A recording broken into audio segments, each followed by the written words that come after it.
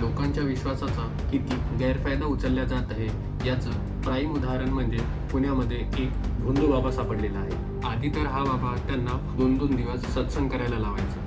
नंतर जशी कशी त्यांना झोप येत होती हा त्यांना औषध देऊन बेहोश करायचा।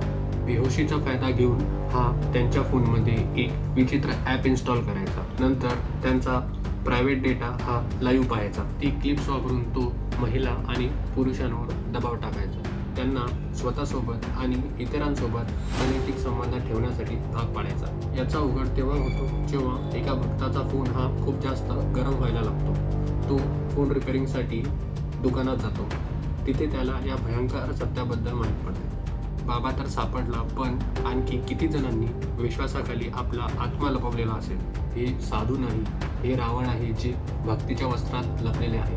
अशा बाबांपासून सावध राहा आणि अशाच व्हिडिओसाठी फॉलो करा।